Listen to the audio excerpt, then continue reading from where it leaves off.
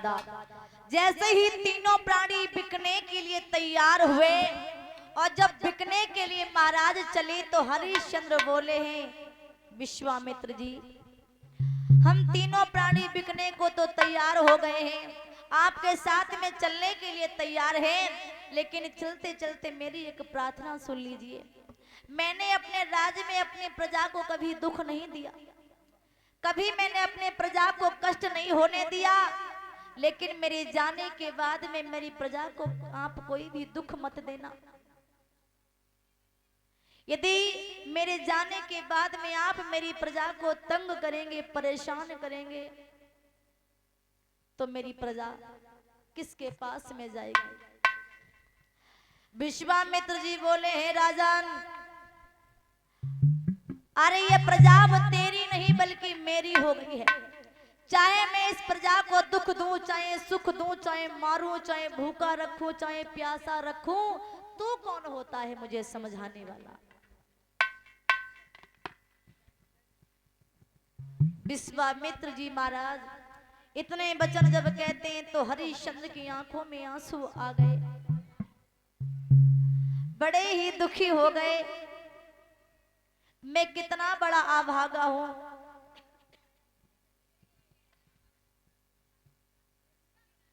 लेकिन इधर मेरे भ्राता जब तीनों प्राणी बिकने के लिए चले, अयोध्या वासियों ने देखा तो सारे अयोध्या के नर नारी बड़े ही दुखी हो गए, रोने लगे।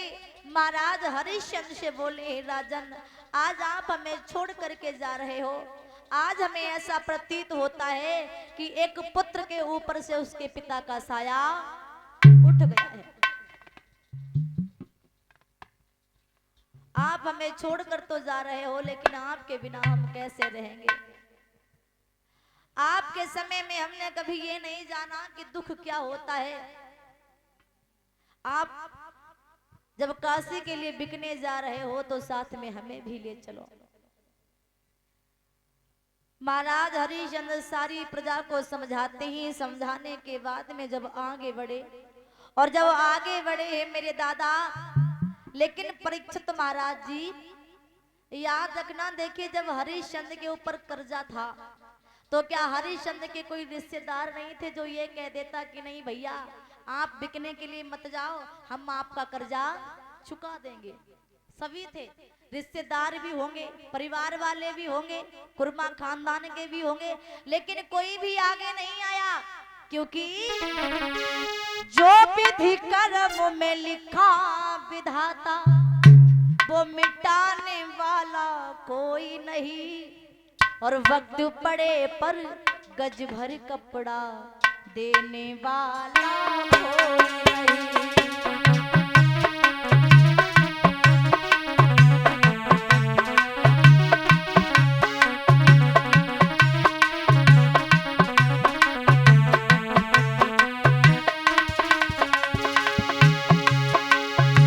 जो विधि कर्म में लिखा विधाता वो मिटाने वाला कोई नहीं, वक्त पड़े पर गज भर कपड़ा देने वाला कोई नहीं, वक्त पड़े पर गज भर कपड़ा देने वाला कोई नहीं।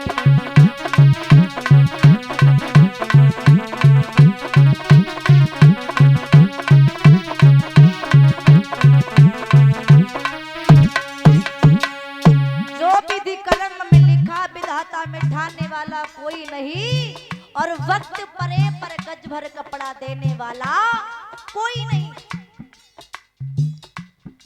बुरे समय में कोई भी खड़ा नहीं होता है।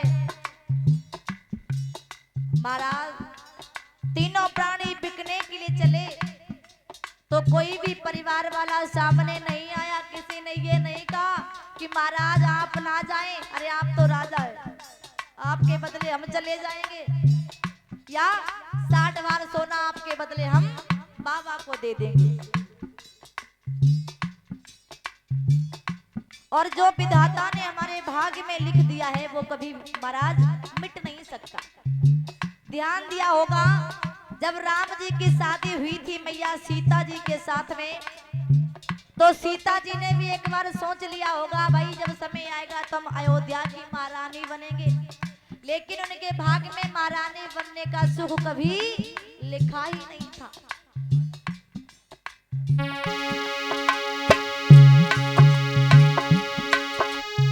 वक्त पड़ा राजा रामचंद्र पर और वन को गए तीनों प्राणी, राम गए और लखन गए थे, साथ गई सीता माई।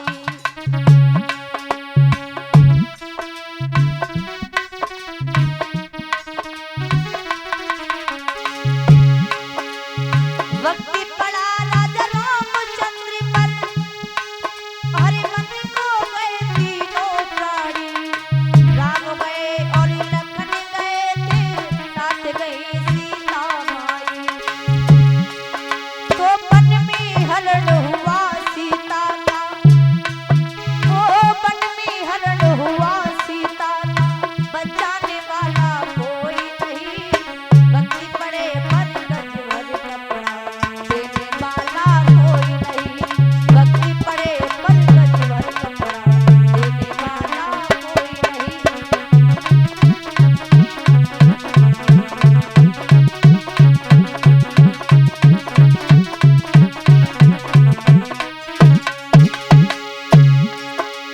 जो विधि कर्म में लिखा विधाता, मिटाने वाला कोई नहीं, वक्त पड़े पर गज भर कपड़ा देने वाला कोई नहीं।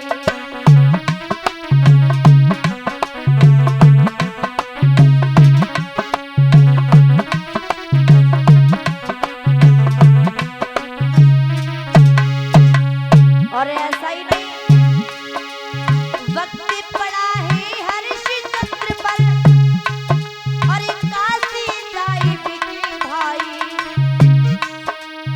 रोहितास को ढसो सर्प ने, रोई रही उसकी माई।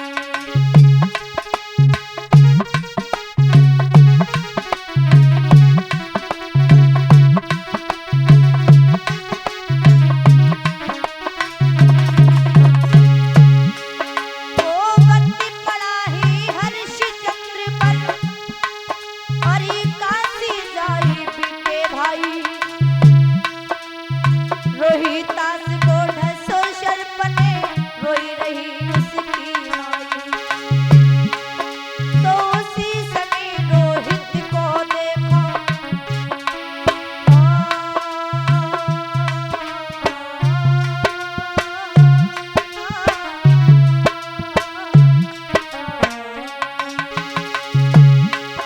तो उसी समय रोहित को देखो, बचाने वाला कोई नहीं, वक्त पड़े पर गज भर कपड़ा देने वाला कोई नहीं, वक्त पड़े पर गज भर कपड़ा देने वाला कोई नहीं।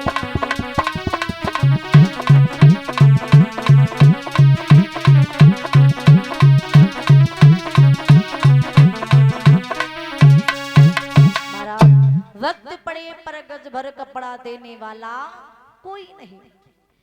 श्री सुखदेव जी महाराज समझाने लगे हैं राजन परीक्षित, जैसे ही तीनों प्राणी जब बिकने के लिए चले और जब बिकने के लिए चले हैं तो आज विश्वामित्र जी काशी नगरिया के लिए तीनों को लेकर के चले पड़े। जैसे ही काशी नगर के लिए लेकर के चले तो महाराज हरिश्चंद्र ने सर्वप्रथम अपनी जन्मभूमि को प्रणाम किया। जन्मभूमि को प्रणाम करने के बाद में महाराज वहां से चले हैं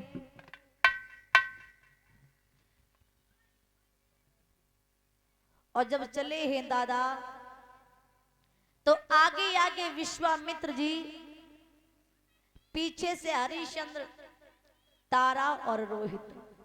बाबा जी महाराज चलते जा रहे हैं, आवाज लगाते जा रहे हैं कि जल्दी से भागते हुए चले आओ क्योंकि काशी नगरिया बहुत ही दूर है।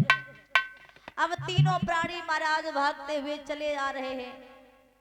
भागते भागते महाराज तीनों प्राणियों को महाराज जो तीनों प्राणी थे, तीनों प्राणियों के पैरों में छाले पड़ गए।